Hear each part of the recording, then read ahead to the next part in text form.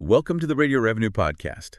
This is The Deep Dive, the show where we cut through all the noise, to get you the most important insights and maybe some surprising facts from the source material you send us. Today, we're taking a really close look at Seagate Technology Holdings Plank. They're a huge player, a global leader in data storage. Our sources, their excerpts pulled straight from their recent Form 10-K filing. So we're getting a pretty comprehensive view of their business, their finances, and this whole dynamic data storage industry. Absolutely. And our mission here for you listening in is to really unpack what's driving Seagate's success. We want to understand the broader market trends shaping things and pull out the key takeaways, basically to get you well informed about this really critical sector and, do it quickly and thoroughly. Let's dive in. Okay, let's unpack this. So before we get into the really deep stuff, who exactly is Seagate Technology Holdings? What's their basic role here? Right. Good place to start. So Seagate Technology Holdings, technically it's an Irish public limited company, but interestingly, their main executive offices are actually in Singapore. And you can find their stock on the NASDAQ Global Select Market, ticker symbol STX. Okay, Irish company, HQ in Singapore, trades on NASDAQ. Got it. Exactly. And at its heart, Seagate is a leading provider of, data storage technology and infrastructure solutions.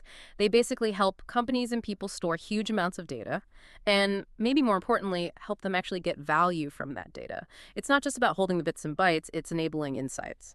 So enabling insights. It's key. Yeah. It's not just storage. It's about making the data useful. Yeah. So what are their main product lines then? How do they cater to different needs? Well, their main products are things like hard disk drives, HDDs, which are still, super important for mass storage. But they also make solid state drives, SSDs, and complete storage subsystems.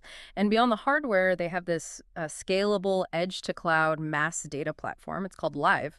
Live. Okay, that sounds interesting. Tell me more about that. What does that platform actually do? Yeah, Live is pretty cool. It's designed as a, simple, cost-effective, and secure way to manage massive amounts of data, especially across what they call the distributed enterprise. Think data coming from everywhere: factories, smart cars, remote sites, clouds. Right, data isn't just in one big center anymore. Exactly. So Live helps manage that. It includes things like data transfer shuttles, physical devices to move huge data chunks, and also a storage as a service cloud offering. This cloud service puts storage closer to where the data is generated, like at the metro edge, for faster access. It's about managing data where it lives. That makes sense. Bringing storage closer to the source. Yeah. Okay, that gives us a good grounding in Seagate. Now, let's zoom out a bit, the whole industry. What's really driving this, seemingly endless demand for more storage? It's really a combination of factors. There's the just incredible growth in data creation itself. Then there's the push to apply intelligence to that data, AI and analytics. And finally, the increasing value people are actually getting from it. Okay, so more data, smarter use of data, more value from data. Precisely. And to put a number on it, IDC, that's the International Data Corporation, they forecast the global data sphere, basically all the data out there, to grow at a compound rate of 25% over the next 5 years. That means reaching something like 527 zettabytes annually by 2029. Whoa, 527 zettabytes. That number is staggering. Can you maybe put that into perspective? It's almost hard to grasp, isn't it? I mean, 1 zettabyte is a trillion gigabytes. So we're talking over 500 trillion gigabytes of new data every year. Think about all the movies ever made, streamed hundreds of thousands of times over every single day. It's that kind of scale. Unbelievable. So where's all this data actually coming from? What are the specifics? It's everywhere, really. Think about media high-res photos, HD video, music streaming. That's a huge chunk. Then you've got generative AI tools becoming really widespread, both for consumers and businesses. They create and consume massive data sets. Also, video sensors are booming for traffic management, emergency response, manufacturing quality control, high-res security cameras. Right, sensors everywhere. Exactly. And the whole Internet of Things, IoT ecosystem. Smart factories, autonomous cars, smart cities, plus newer things like the Metaverse, digital twins creating virtual copies of things. On top of that, you have ongoing cloud migrations, constantly improving cloud infrastructure, and of course, the absolute need to back everything up, requiring redundant storage. It's just data everywhere, all the time. It really is an explosion. So with all that data flooding in, what does that mean for the actual storage tech? Like HDDs versus SSDs? I feel like SSDs get all the attention now. That's a common perception, yeah. And SSDs are great. They offer really fast access, great performance. They're perfect for things that need speed, like in hyperscale data centers for active data. And this is but HDDs are still the main workhorse for mass data storage. Really? Still? Why is that? It comes down to a few things: quality, reliability, huge capacities, and critically cost effectiveness. When you need to store truly massive amounts of data, petabytes or exabytes, HDDs just offer a much better cost per gigabyte. Okay, so SSDs for speed, HDDs for sheer volume and cost. You got it. And here's another stat from IDC. Hard drives store something like 87% of all the exabytes in large data centers. And as HDD makers like Seagate keep increasing the capacity of individual drives, the demand for those high-capacity drives actually grows because it improves the overall cost of ownership for these huge data operations. That makes perfect sense. Better TCO, total cost of ownership. Yep. So given that distinction, how does Seagate approach manufacturing these things? Where do they actually build all this stuff? They've got a pretty major global manufacturing footprint. Their main factories are in places like China, Malaysia, Northern Ireland, Singapore, Thailand, and also the US. And their R&D, their product development, happens in key spots too: California, Colorado, Minnesota, and Singapore again. All told, they manage about 9.7 million square feet of space worldwide. Wow, that's significant. And a key part of their strategy is vertical integration. They actually design and make critical components themselves, like the read-write heads and the recording media, the platters. Doing that helps them control costs, lets them innovate faster on the components, and maintain quality. So they make the really crucial bits in-house. Right. And they're pushing technology forward with things like AMR, that's heat-assisted magnetic recording, and SMR, shingled magnetic recording. These are advanced techniques to pack more data onto each disk. Okay, HAMR and SMR. Can you break those down quickly? What makes them so important? Sure. HAMR, heat-assisted magnetic recording, uses a tiny laser to heat a microscopic spot on the disk right when data is written. This makes the material easier to magnetize temporarily, allowing for much smaller, denser data bits. More data in the same space. Like making the material more receptive for a split second. Exactly. And SMR, shingled magnetic recording, overlaps the data tracks slightly, like shingles on a roof. This lets you fit more tracks onto the disk surface. It has some performance trade-offs for rewriting data, but it's great for storing large amounts sequentially. Both are crucial for pushing HDD capacity higher and higher to meet that demand we talked about. Very clever engineering. So how does all this strong manufacturing, the R&D handling this huge demand, translate into their financial results? What do the latest numbers look like? The financials look pretty strong, actually. For their fiscal year 2025, ending June 27th, 2025, their revenue was about $9.1 billion. That's a really significant jump from the $6.551 billion they did in fiscal 2024. Big increase there. What about profitability? That improved dramatically, too. Their gross margin went up to 35% compared to 23% the year before. They attributed that mainly to a better product mix and pricing.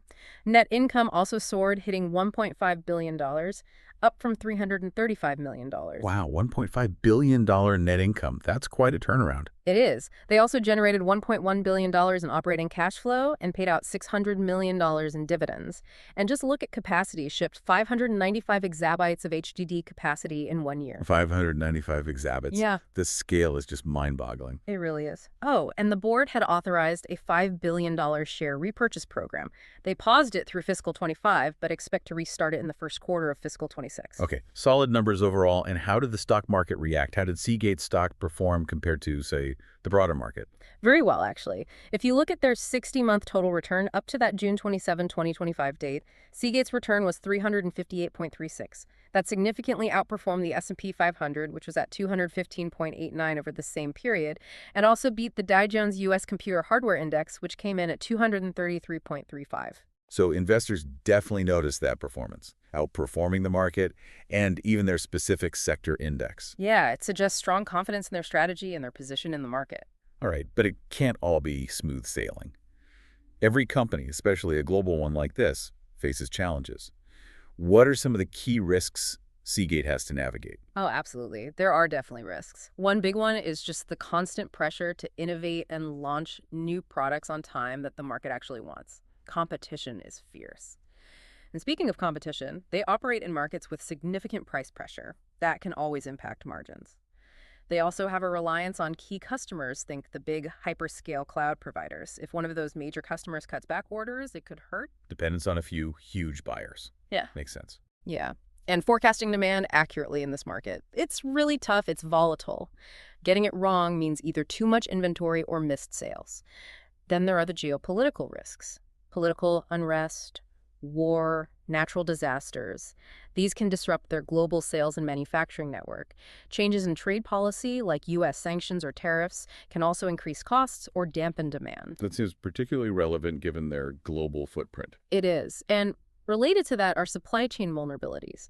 They rely on single or limited sources for some critical components, including rare earth elements, many of which come from China. That's a potential bottleneck. And we should also mention the regulatory side. They had that $300 million settlement penalty with the U.S. Bureau of Industry and Security back in April 2023 over past sales to Huawei.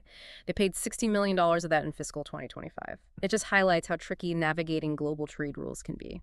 Right, that BIS penalty was significant, shows the real-world impact of those geopolitical and trade issues. Okay, so lots of external pressures and operational complexities. Shifting gears a bit, what about the human side? How does Seagate approach its workforce and its role in the community? They have a large global workforce, around 30,000 full-time employees. Interestingly, about 25,000 of those are based in Asia, reflecting their manufacturing concentration there. They talk a lot about fostering a culture of inclusion. They support 32 employee resource groups, ERGs, across 7 countries, which helps connect employees. ERGs, okay, and safety, especially with all that manufacturing. Yeah, they emphasize health and safety. All their manufacturing sites are certified to the ISO 4501 standard, which is a key international benchmark for occupational health and safety. Good to hear. What about beyond the factory walls, community involvement? They seem quite active there, too. They focus on local relationships and put a big emphasis on STEM education, science, technology, engineering, and math. For instance, they run a Take Our Children to Work Day at several major sites. Recently, over 330 kids got hands-on with things like building hard drives and AI design workshops, trying to spark that interest early, you know? That's great, getting kids involved directly. Yeah. And they do environmental programs, too. Earth Day events, cleanups, tree planting.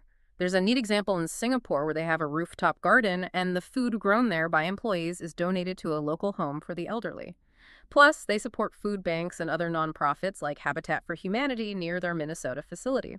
It seems like a genuine effort to connect globally and act locally. So putting it all together, we've seen Seagate as this data storage giant, right at the center of this massive digital expansion. They're dealing with incredible demand driven by everything from AI to IoT, while managing complex global operations, competition, geopolitical risks.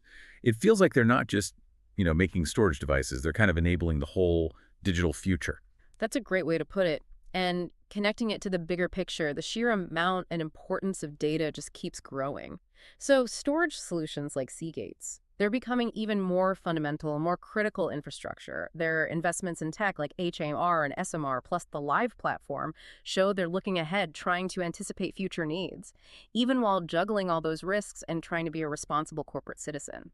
It leads you to wonder, though. Yeah. What's the final thought? Well, what's next? What completely new kinds of digital content or data uses are going to pop up that we haven't even imagined yet? And how will those push the limits of storage tech even further, driving more innovation in capacity, speed, access? And maybe the bigger question is, how do we manage all this digital stuff responsibly, ensure its power is used well? That is a fantastic and pretty profound question to leave our listeners with. Really makes you think. Okay, that wraps up this deep dive.